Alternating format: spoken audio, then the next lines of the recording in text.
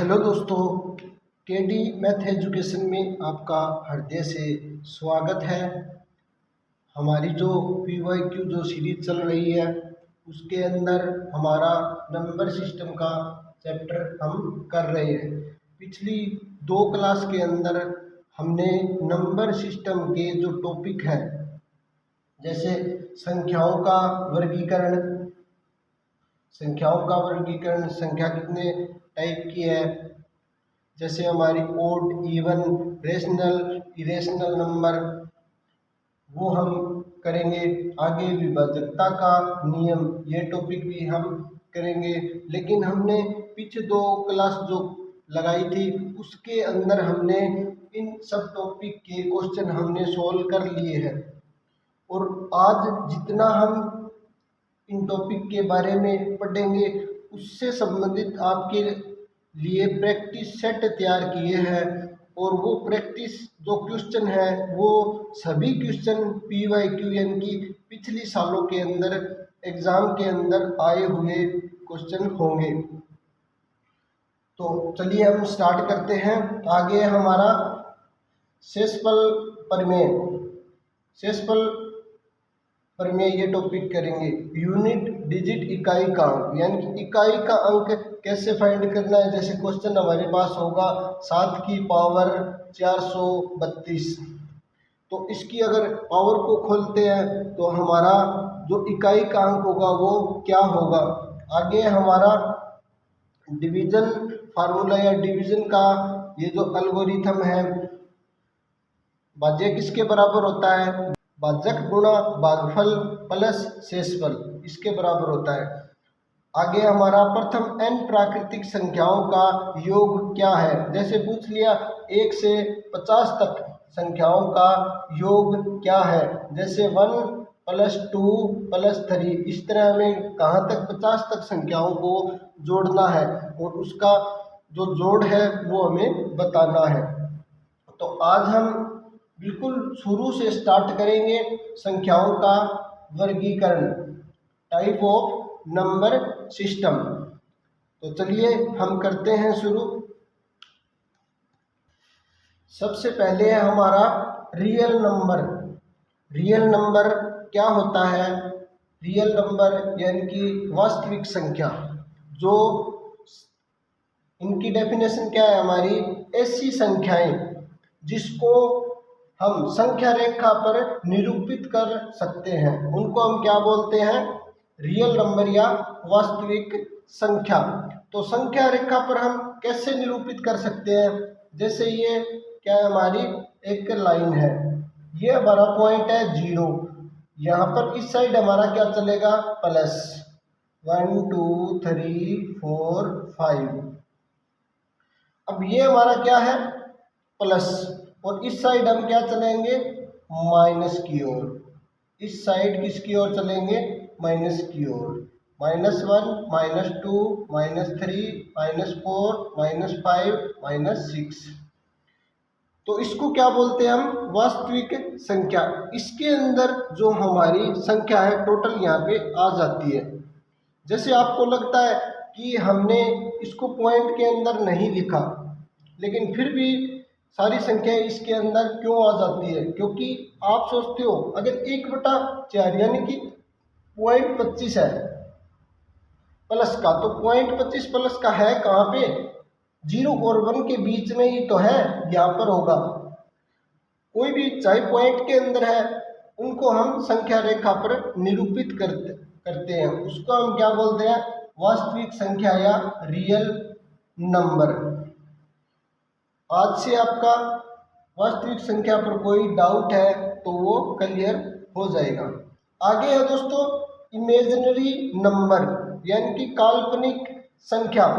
काल्पनिक संख्या मतलब कि हम जिसको आयोटा की फॉर्म में लिखते हैं। जैसे अगर कहीं अगर आपको आयोटा दिखता है, आयोटा, तो आयोटा की जरूरत हमें क्यों पड़ी, आयोटा की जरूरत हमें इसलिए पड़ी कि जैसे हमें दिया है √36, तो √36 ये 36 है, तो ये 36 कैसे बना है, ये या तो प्लस का 6 का स्क्वायर है,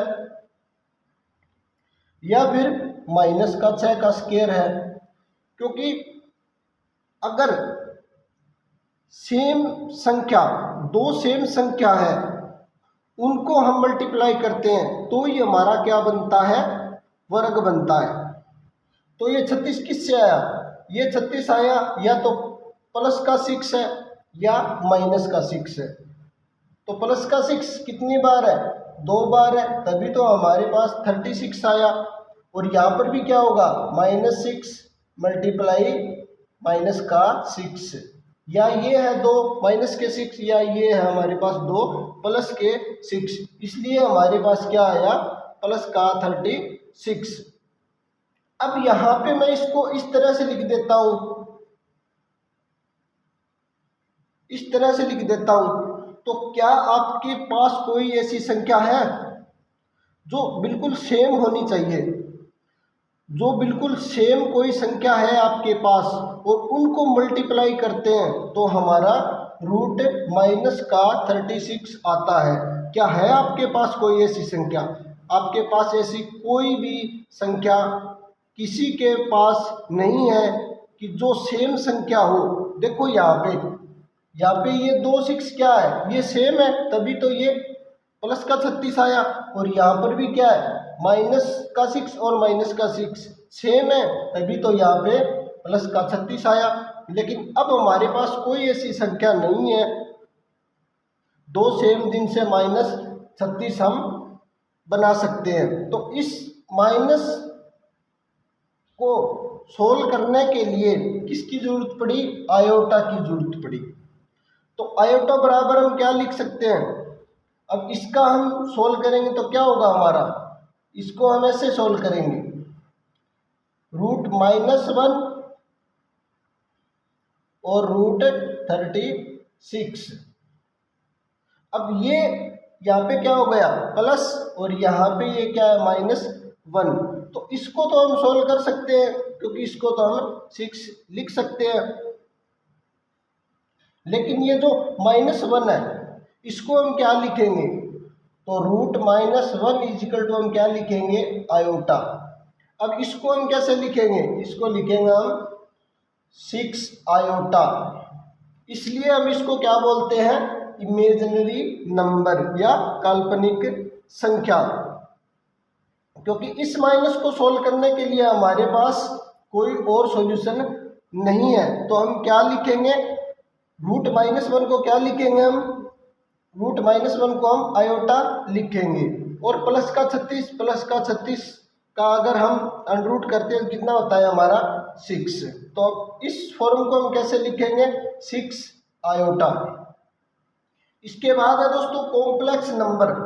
तो कॉम्प्लेक्स नंबर किसको बोलते हैं, जिसके अंदर वास्तविक संख्या भी हो और जिसके अंदर इमेजिनरी नंबर भी हो। जब ये दोनों मिलती है उनको हम क्या बोलते हैं, कॉम्प्लेक्स नंबर बोलते हैं। तो जैसे हमने लिख दिया 3 + 2 आयोटा, तो ये क्या है हमारा, ये हमारा कॉम्प्लेक्स नंबर है। अगर सीधा है यहाँ पे 2 आयोटा, तो ये क्या है, ये हमारा क्या है, काल्पनिक संख्या। अगर सीधा 2 है हमारे पास, ये क्या है, ये हमारा है रियल नंबर। अगर इनमें कोई आपको डाउट है, स्क्रीन पर हमारा मोबाइल नंबर दिया गया है। आप हमारे साथ टेलीग्राम के द्वारा अगर जुड़ते हैं तो आपको इन सब का PDF भी मिलेगा और उससे आप अच्छी तैयारी कर सकते हैं। अगर आप हमारी KD मैथ एजुकेशन की अगर आप क्लास देखते हैं तो आपको मैथ से संबंधित किसी भी समस्या का सामना नहीं करना पड़ेगा। आपको करना क्या है, जितना एक क्लास के अंदर होता है उसको दोबारा आप खुद करके देखो। मैथ की आपको टेंशन बिल्कुल नहीं लेनी है। ग्रुप D के लिए हम तैयारी कर रहे हैं। अब आगे हमारा क्या है, आगे हमारा है कि ये जो वास्तविक संख्या है, इस वास्तविक संख्या के कितने टाइप है हमारे पास। तो आगे हम इसके पार्ट करेंगे। आगे है हमारे पास रियल नंबर, तो रियल नंबर के अंदर क्या है, हमारी जो संख्या के जो टाइप है वो क्या है, हमारे रेशनल नंबर, परिमेय संख्या। सेकंड है हमारा इरेशनल नंबर, अपरिमेय संख्या। तो परिमेय संख्या हम किसको बोलते हैं, इसके साथ हम एग्जाम्पल भी करेंगे। जिसको हम माप सकते हैं, जिसकी सीमा को हम माप सकते हैं, उसको क्या बोलते हैं हम, परिमेय संख्या। और क्या, और है शांत दशमलव, वह पुनरावृत्ति के साथ अशांत दशमलव। यानी कि अगर हम 1/2 को डिवाइड करते हैं तो यहाँ पे हमारा क्या आता है, 0.5 ये आता है। तो ये हमारा क्या है कि इसके बाद कोई अंक नहीं आता, क्योंकि 1/2 इसको अगर हमने दशमलव के अंदर लिख दिया तो ये क्या है, राइट है। इसके बाद हमें आगे डिवाइड करने की जरूरत नहीं है। और पुनरावृत्ति के साथ अशांत दशमलव, पुनरावृत्ति के साथ इसका क्या मतलब है कि जैसे किसी संख्या को हम डिवाइड करते हैं, अगर हमारा इस तरह आता है इनफाइनाइट तक अगर ये चलता है, लेकिन हमें पता तो है, हमें क्या पता है कि ये 3333 यानी कि कहाँ तक, इनफाइनाइट तक है। लेकिन हमें इसके बारे में पता है कि लास्ट का जो भी अंक होगा वो क्या होगा, हमारा 3 होगा। तो इसकी जो सीमा है, इसका जो मापन है वो हम क्या कर सकते हैं, माप सकते हैं। तो ये हमारी क्या है, परिमेय संख्या। या इसमें क्या दिया है कि जैसे 0.432 आगे 432, अगर इस तरह से चलता है इनफाइनाइट तक तो भी हमें पता है क्या कि हमारा 432 बार बार यही रिपीट हो रहा है। तो लास्ट जो हमारा डिजिट होगा वो क्या होगा, इन तीनों में से कोई भी एक डिजिट होगा। तो इसको हम क्या बोलते हैं, इसको बोलते हैं हम परिमेय संख्या, जिसको हम माप सकते हैं। आगे है हमारा इरेशनल नंबर। सेकंड है हमारा क्या है, इरेशनल, अपरिमेय संख्या, अपरिमेय संख्या। तो अपरिमेय संख्या हम किसको बोलते हैं, अपरिमेय संख्या। अपरिमेय संख्या हम किसको बोलते हैं कि जिसको हम माप नहीं सकते। जैसे पाई है, तो पाई बराबर क्या होता है, 22/7। अगर 7 से 22 को डिवाइड करते हैं तो ये अनंत तक चलता रहेगा, और हमें इसके बारे में नहीं पता कि लास्ट हमारा डिजिट क्या आएगा। जैसे हम इसको डिवाइड करते हैं तो क्या आएगा, 7 × 21, आगे क्या आएगा हमारा 1, यहाँ से 0, 7 × 7, फिर 3, फिर 0, 7 × 4 = 28, फिर 2, फिर यहाँ से 0, फिर 7 दूनी 14, 0, फिर 7 × 8 = 56। क्योंकि ये जो है ये पता नहीं हमें कि अनंत तक कहाँ पर लास्ट जो अंक होगा वो क्या होगा, हमें इसके बारे में पता नहीं है। तो इसको हम क्या बोलते हैं, अपरिमेय संख्या बोलते हैं। जैसे √2 है, √5 है, √7 है, इसको भी हम क्या बोलेंगे, √2, √5 और √7। ये भी हमारी क्या है, अपरिमेय संख्या है। इसके अंदर क्या होगा, इसके अंदर होगा हमारा नॉन टर्मिनेटिंग नॉन रिक्यूरिंग, मतलब अशांत दशमलव और कोई पुनरावृत्ति नहीं। यहाँ पे क्या था हमारा, शांत दशमलव, वह पुनरावृत्ति के साथ अशांत दशमलव। लेकिन यहाँ पे क्या होगा, यहाँ पे हमारा होगा नॉन टर्मिनेटिंग और नॉन रिक्यूरिंग। तो ये हमारा क्या होगा, अपरिमेय संख्या, जिसको हम माप नहीं सकते। अब हमारा रिक्यूरिंग डेसिमल, आगे आता है हमारा रिक्यूरिंग डेसिमल, कि हम इसको कैसे लिख सकते हैं। इसको हम कैसे लिख सकते हैं, 0 पॉइंट हमें पता है 432 यानी इनफाइनाइट तक हमारा क्या आ रहा है 432। तो हम इसको क्या करेंगे, इस पर लगाते हैं हम। अगर बार बार 432 क्या आ रहा है, बार बार आ रहा है, तो यहाँ पे हम क्या लगा देंगे, इसके ऊपर बार, यानी कि बार बार जो अंक आ रहे हैं तो इसके ऊपर हमने लगा दिया बार। इसका मतलब क्या है कि 432 बार बार आ रहे हैं। अब हम बार के बारे में कैसे क्वेश्चन जो हमारे एग्जाम में आते हैं, इस पर हम पूरा टॉपिक करेंगे। अब इसमें हमारे पास एग्जाम के अंदर जो क्वेश्चन आता है वो कैसे आता है, कि जैसे हमें ये दे दिया 0.3333, इसको वो बोलेगा कि इसको फ्रैक्शन फॉर्म में लिखो, to this decimal to convert fractional form. इस दशमलव संख्या को किसमें लिखो, भिन्न के रूप में लिखो। तो हम कैसे लिखेंगे इसको हम ऐसे भी लिख सकते हैं, क्योंकि ये जो 3 है ना, ये बार बार रिपीट हो रहा है, तो बार बार हो रहा है तो हम क्या लगाएंगे, 3 के ऊपर बार, यानी कि ये बार बार आ रहा है। तो अब इसको कैसे लिखेंगे इसको हम लिखेंगे कि 3 और जिसके ऊपर जितने अंक के ऊपर बार है उसके नीचे हम क्या लिखेंगे, 9। यहाँ पे एक ही डिजिट अंक है और एक पर ही बार है, तो हम क्या लिखेंगे, जिस पर बार है उसको लिखेंगे और उसके नीचे 9 लिखेंगे। कितने 9, जितने अंक पर हमारा बार है। तो यहाँ पे कितने अंक पर बार है हमारा, 1 पर, तो एक बार हम क्या लिखेंगे, 9 लिखेंगे। इसको काटेंगे, ये क्या आएगा 1/3। अब इसी से ये निकल के आया है हमारे पास, 1/3 से ही तो हमारे पास ये निकल कर आया है। आगे सेकंड है कि हमें अगर दिया है 0.435, अगर ऐसे हमें दिया है 3 और 5 पर हमें बार दिया है, लेकिन 4 पर बार हमें नहीं दिया।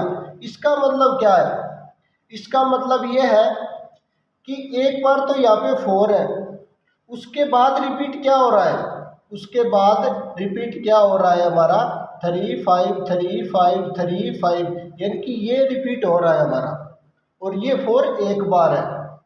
अब इसको हम फ्रैक्शनल फॉर्म में कैसे लिखेंगे, कैसे कन्वर्ट करेंगे हम डेसिमल को फ्रैक्शनल फॉर्म में कैसे करेंगे हम। तो देखो पहले कितने पर है हमारा बार, 3 और 5, कितने पर हमारा बार है, 2 अंकों पर हमारा बार है। लेकिन पूरी संख्या क्या है हमारे पास, पूरी संख्या है 435, तो पहले हम लिखेंगे 435 अपॉन क्या लिखेंगे हम, बार कितने पर हमारे पास, बार हमारे पास 3 और 5, यानी कि 2 डिजिट पर हमारे पास क्या है, बार है। तो जितने अंकों पर हमारा बार है उतने हम 9 लिखेंगे, और जहां पर बार नहीं लिखा, यानी कि एक डिजिट पर बार नहीं है, तो वहां पे हम क्या लिखेंगे, 0।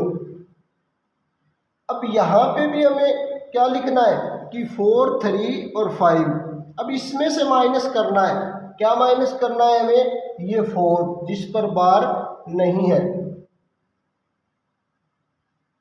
तो ये हमारा क्या होगा आंसर, 431 अपॉन 990, ये हमारा राइट आंसर होगा। अगर हमें दिया है 11.783 और बार दिया है हमें किस पर, इन दोनों पर। तो हम कैसे करेंगे, इसको हमें कैसे करना है, पहले हम क्या लिखेंगे, इस 11 को लिखेंगे प्लस, अब क्या है हमारे पास 7 8 3, तो क्या लिखेंगे 7 8 और 3 को लिखेंगे। अब बार कितने अंकों पर है हमारे पास 8 और 3, यानी कि 2 अंकों पर हमारे पास बार है, तो 2 बार क्या लिखेंगे हम 9 लिखेंगे। और कितने डिजिट पर बार नहीं है, तो सिर्फ एक पर बार नहीं है, किस पर 7 पर, तो एक पर बार नहीं है वहां पर एक 0 लिखेंगे, और जिस पर बार नहीं है उसको माइनस करेंगे। तो ये क्या होगा हमारा, ये होगा हमारा आंसर। तो ये हमारा आंसर क्या होगा 11 प्लस, अब इसमें से इसको माइनस करेंगे तो ये क्या होगा हमारा 7, ये 3 के 80 और 80 में से 4 यानी कि 76/990। अब इसको लिख सकते हैं 11 मिक्स 776/990, यही हमारा क्या होगा आंसर होगा। तो बार से संबंधित अगर आपको कोई डाउट है तो इसके क्लास के बाद, पूरी क्लास के बाद आपको डेसिमल के अभी स्क्रीन पर क्वेश्चन दिखेंगे और वो सभी क्वेश्चन आपको सोल्व करके देखने हैं, जिससे आपकी प्रैक्टिस अच्छे से होगी। इसके बाद कल हमारा जो टॉपिक होगा वो क्या होगा, कल हमारा जो नेक्स्ट टॉपिक होगा वो होगा हमारा रिमाइंडर।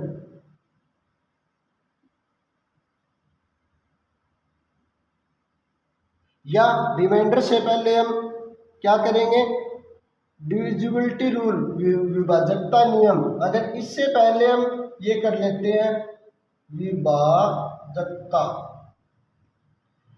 विभाजकता का मतलब क्या है कि कोई संख्या 2 से कब डिवाइड होगी, कोई संख्या 3 से कब डिवाइड होगी, कोई संख्या 4 से कब डिवाइड होगी। तो हम कल विभाजकता नियम करेंगे। तो आज के लिए दोस्तों इतना ही, आपका बहुत बहुत धन्यवाद।